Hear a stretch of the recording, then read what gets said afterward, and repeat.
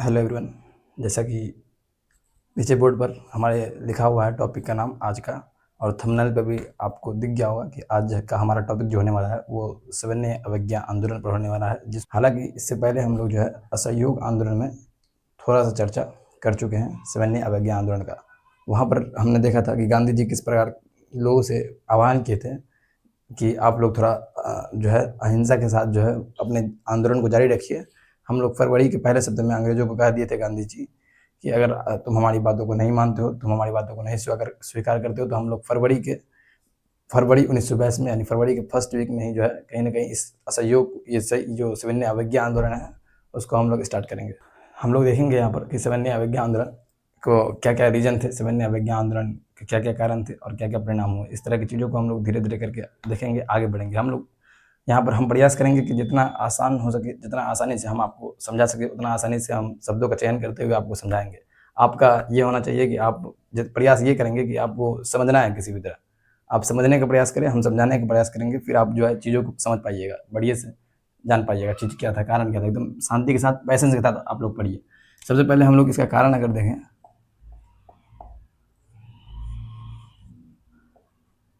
आपको अगर याद होगा तो साइमन कमीशन का भारत में आगमन हुआ था 1928 में। उस साइमन कमीशन में एक भी सदस्य जो है वो भारतीय नहीं था। वो भी एक दिक्कत था कहीं ना कहीं, जिसका हम लोग बहुत हद तक विरोध किए थे, साइमन कमीशन का आगमन।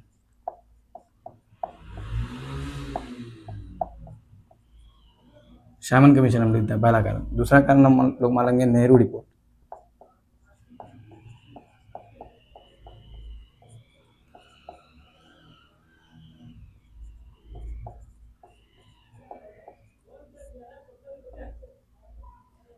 और तीसरा कारण हम लोग मान लेंगे, पहला कारण हम लोग मानेंगे साइमन कमीशन, दूसरा कारण मानेंगे नेहरू रिपोर्ट जो कि अस्वीकृत कर दिया गया था उसका, तीसरा कारण करेंगे नमक कानून। नमक कानून, इस तरह से बहुत से छोटे मोटे कारण थे जिनकी वजह से हम लोग जो सविनय अवज्ञा आंदोलन करते हैं। और चौथा कारण अगर हम बात करें, और भी अगर कारण हम लोग बनाएंगे तो बारदोली,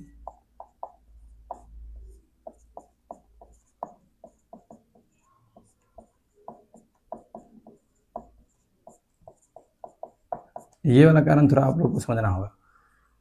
देखिए, बारदोली सत्याग्रह पहले 1928 में हुआ था। सबसे पहले ये ध्यान में रखना है कि हम लोग को बारदोली सत्याग्रह कब हुआ, 1928 में। कहानी आप लोग सुनिए। सबसे पहले जो है असहयोग आंदोलन जब हुआ था, असहयोग आंदोलन जब समाप्त हुआ था, गांधी जी जब 5 फरवरी को जब चौरा चौड़ी कांड हुआ था, चौरा चौड़ी हत्याकांड जब हुआ था, पुलिसकर्मी जिंदे जला दिए गए थे, तो उस समय गांधी जी 12 फरवरी 1922 को जो है असहयोग आंदोलन को रोकने का बात करते हैं, जिससे देश के बहुत से लोग उससे नाराज हो जाते हैं उस चीज़ से।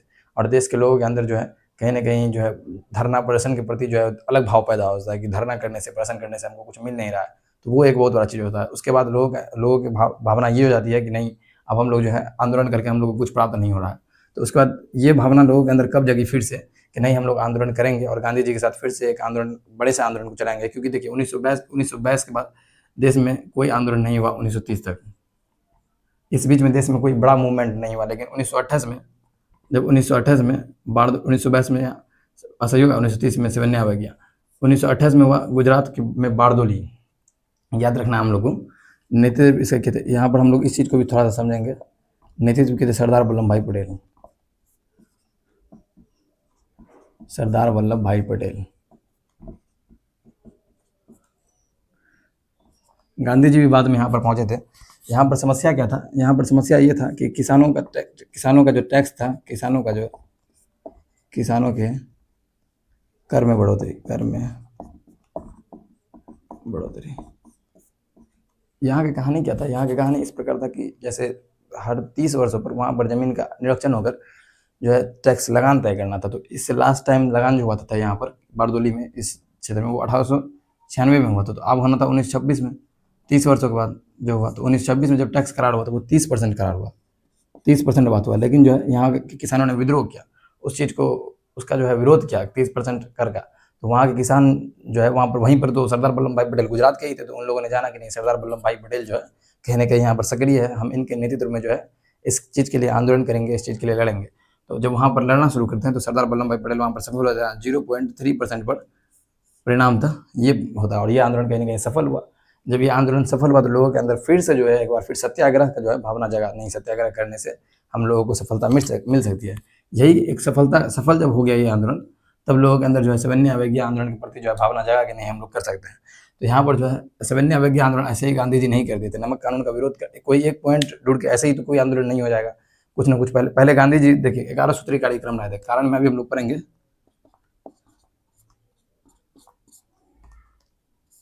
गांधी जी का जो 11 डिमांड्स था उसको अंग्रेज जो है अस्वीकृत कर देते हैं। गांधी जी का 11 डिमांड में एक डिमांड ये भी था कि नमक कानून को वापस लिया जाए। अंग्रेज सरकार जो हम लोग को नमक बनाने पर, नमक बेचने पर प्रतिबंध लगाती थी, तो उसको वापस लिया जाए। गांधी जी ने यह जो आंदोलन स्टार्ट किया वो नमक को ही लेकर स्टार्ट क्यों किया, इसके पीछे एक बहुत मुख्य कारण ये था कि गांधी जी पहले ये देखना चाहें कि भारत का ऐसा हम लोग ऐसा चीज़ लेंगे जिससे भारत के ऐसे सभी लोग प्रभावित हो, अमीर गरीब, जो व्यापार है वो भी, जो मतलब व्यापार नहीं कर रहे हैं, गरीब है, जो नीचे तबके के लोग हैं, जो उच्च जाति के लोग हैं, उस तबके के लोग हैं, सब कहीं ना कहीं उससे जुड़ पाए। इस चीज़ को हम लोग मेन मुद्दा लेकर चलेंगे। तो गांधी जी ने जो है नमक को मुद्दा लेकर चला। नमक कानून उस समय बना हुआ था और नमक कानून बहुत पहले ही बनाया गया था, तो उसको जो है उल्लंघन करना था, नमक कानून का हम लोग को उल्लंघन करना था नमक बनाकर। तो गांधी जी नमक को जो है मेन मुद्दा लेकर चले। गांधी जी जो है सविनय अवज्ञा आंदोलन ऐसे नहीं स्टार्ट करते हैं। गांधी जी जाते हैं लॉर्ड इरविन के पास और इरविन को जो है 11 सूत्री डिमांड्स यानी 11 डिमांड्स रखते हैं अपना। गांधी जी जो है इरविन से अपना 11 डिमांड्स रखते हैं, जो कि इरविन जो है लॉर्ड इरविन उस समय वायसराय रहता है और लॉर्ड इरविन इसको रिजेक्ट करता है, अस्वीकृत करता है बाय लॉर्ड इरविन। उस समय जो भारत का वायसराय रहता है वो इसको अस्वीकृत करता है, गांधी के 11 डिमांड्स को नहीं मानता। गांधी के 11 डिमांड्स में बहुत बातों का उल्लेख था। शराब वगैरह जो बिक रहा था भारत में उसका भी उल्लेख था कि शराब वगैरह को कहीं ना कहीं बंद किया जाए, शराब वगैरह के व्यापार पर प्रतिबंध लगाया जाए। उसके बाद नमक कानून जो आप बनाए हुए हैं अंग्रेजी सरकार, उसको कहीं ना कहीं समाप्त करे। बहुत सारा उल्लेख था इसी तरीके से। गांधी जी अपना ये जानते थे गांधी जी कि ये 11 डिमांड्स हमारा पूरा नहीं होगा, लेकिन फिर भी गांधी जी पहले मांग रखे तो मांग पूरा नहीं हुआ। तो गांधी जी ने यहाँ पर एक कथन कहा कि हमने अंग्रेजों से रोटी मांगा लेकिन बदले में हमें पत्थर देने का अंग्रेजों ने काम किया। ये गांधी का कथन है कि हमने अंग्रेजों से रोटी मांगा था लेकिन बदले में उन्होंने हमें पत्थर देने का काम किया। ये गांधी जी का यहाँ पर कथन कहे थे, ठीक है। उसके बाद जो है हम लोग इसको स्टार्ट करते हैं और हम लोग इस आंदोलन को जो है गांधी जी इस आंदोलन को दांडी मार्च के साथ स्टार्ट करते हैं। दांडी मार्च, इसी को हम लोग जो है नमक सत्याग्रह, यहाँ से हमारा सविनय अवज्ञा आंदोलन का प्रारंभ होता है। अब देखिए इसमें क्या क्या कहानी है। जब 11 डिमांड्स को वो लोग नहीं मानते तो हम लोग जो है जब 12 मार्च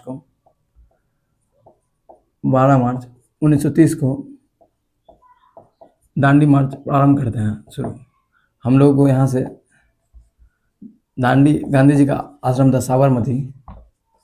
साबरमती से नमक कानून का उल्लंघन करने के लिए दांडी जाना था।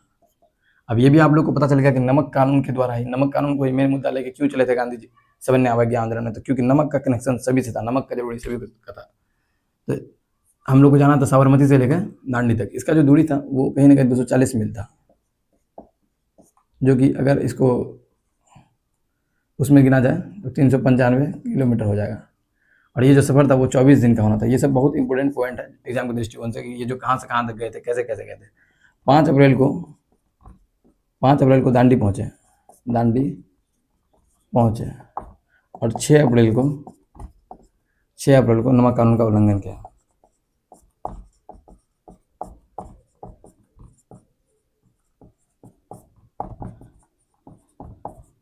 यहाँ पर जो है अभी हम लोग को बहुत सारा बात इसमें जानना होगा थोड़ा थोड़ा करके। नमक कानून, गांधी जी 5 अप्रैल को गए वहाँ, 5 अप्रैल को 24 दिन जब यात्रा करते हैं, 5 अप्रैल को 12 मार्च को चलते हैं और 5 मार्च को वहाँ दांडी पहुँचते हैं, 12 मार्च को साबरमती से चलते हैं और 5 मार्च को दांडी पहुँचते हैं, 6 मार्च को दांडी में आते हैं और नमक उठाकर नमक कानून का जो है बहिष्कार करते हैं और नमक कानून का उल्लंघन करते हैं। और अंग्रेज सरकार इसको बाद में गांधी जी को गिरफ्तार कर लेती है नमक कानून का उल्लंघन करने के जुर्म में, ठीक है। तो वो चीज़ भी देख लेंगे हम लोग। यरवदा जेल भेज देती है, महाराष्ट्र भेज देती है, वो आगे देखेंगे हम लोग। यहाँ पर जो है नमक, इसमें याद रखना हम लोग को, गांधी जी के साथ 78 जो है सदस्य थे, 78 अनुयायी थे। गांधी जी के 78 अनुयायी या अनुयायी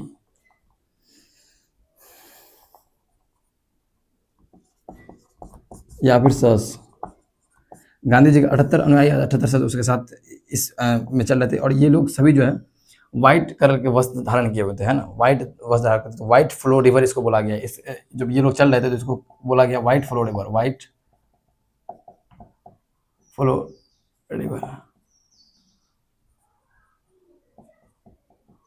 देखिए ये आंदोलन भी सेम एज जो है असहयोग आंदोलन की तरह ही था। असहयोग आंदोलन में जिस तरह से हम लोग बहिष्कार किया सभी वस्तुओं का, सभी चीज़ का, उस तरह से ही इसमें भी बहिष्कार करना था, स्कूलों का, वस्तुओं का, अंग्रेजी सामानों का, सबका बहिष्कार करना था। लेकिन इसमें एक चीज़ और जोड़ दिया था कि हम लोग अब कर भी नहीं देंगे, कर का ही बहिष्कार,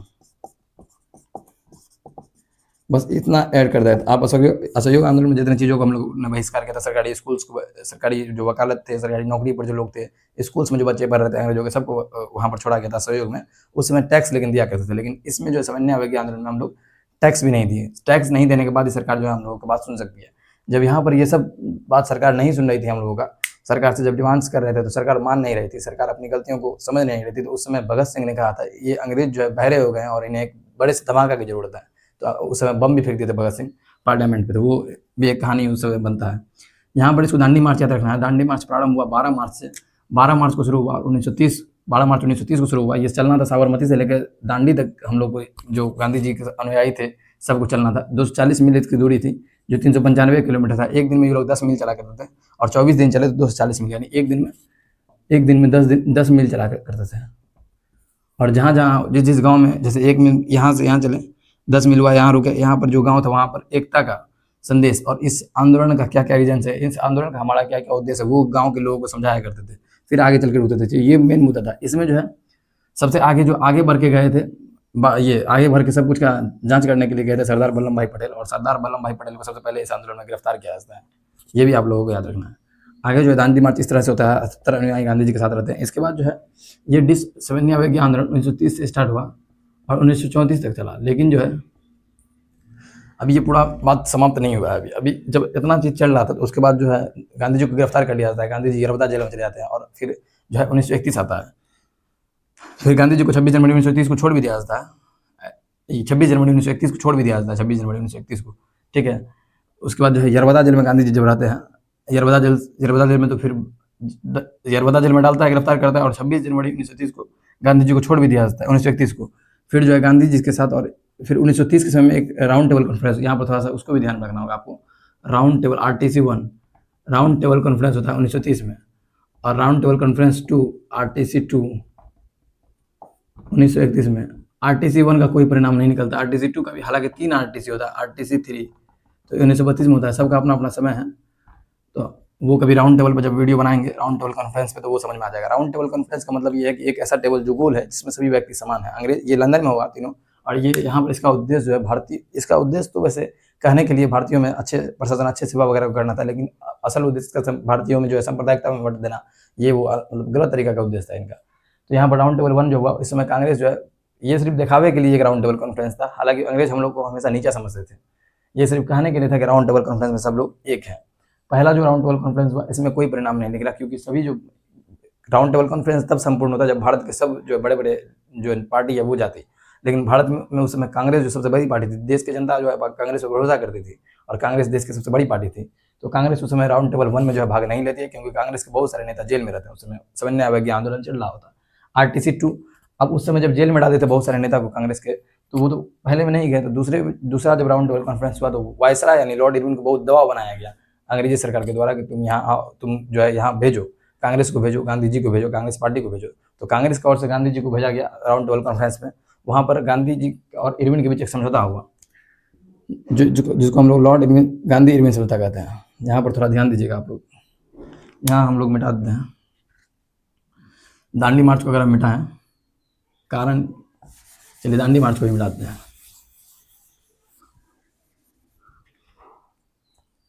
यहाँ पर हम एक और चीज़ आप लोग को समझाने जा रहे हैं, ध्यान दीजिए कि गांधी इरविन समझौता, गांधी इरविन, गांधी जी से आप परिचित हैं, और लॉर्ड इरविन वायसराय। ये समझौता 5 मार्च 1931 को, इसी को दिल्ली समझौता भी बोला जाता है, क्योंकि भारत की राजधानी कहाँ थी? दिल्ली, और इरविन तो वायसराय था।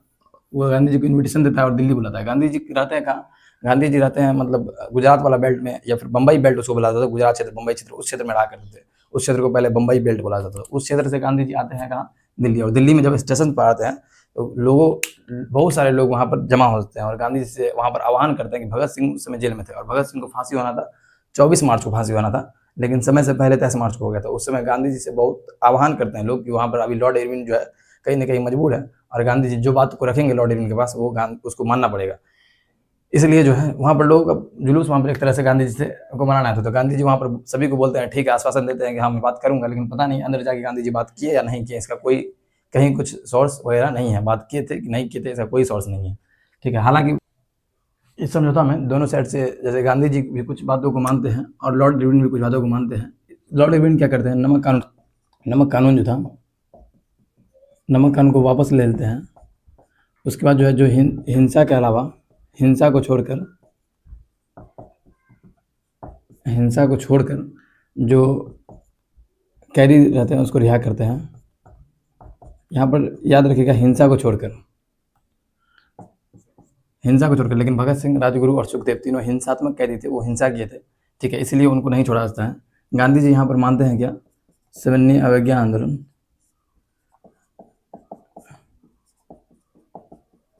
स्थगित करते हैं। उसके बाद दूसरा पॉइंट ये था कि गांधी जी जो है गोलमेज सम्मेलन में भाग लेते हैं। गोलमेज जो सेकंड वाला है, भाग लेंगे। ये सब मुख्य बिंदु था जो गांधी जी इधर मानते हैं और ये इधर मानते हैं। कोई भी समझौता होता है तो दोनों आदमी को थोड़ा थोड़ा चीज़ को एक्सेप्ट करना होता है।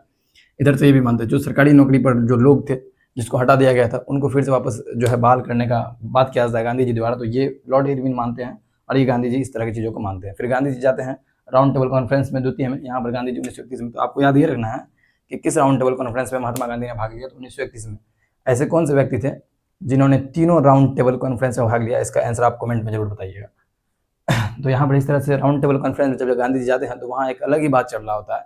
वहाँ कुछ ना कुछ जो है बात नहीं बनता है गांधी का। गांधी को समझ में नहीं आता है कि ये क्या चल रहा है। यहाँ पर सांप्रदायिकता वाला बात चल रहा था, जो गांधी जी के विचार में नहीं था। गांधी जी पूरे राष्ट्र को एक रखना चाहते थे, एक सूत्र में बांध कर रखना चाहते थे। ये नहीं चाहते थे कि किसी को मतलब वोटिंग का अधिकार मिल जाए, किसी को नहीं।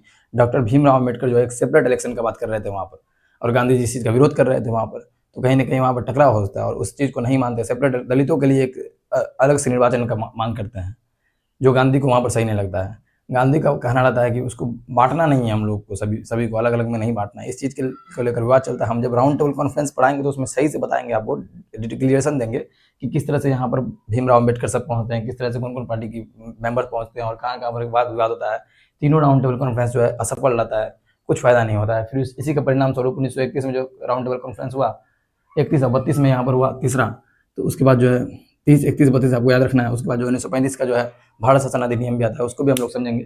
फिर गांधी जी आते हैं वापस 1931 में। 1931 में जब वहाँ वापस आते हैं तो 57वीं अवज्ञा आंदोलन फिर से प्रारंभ करते हैं। 57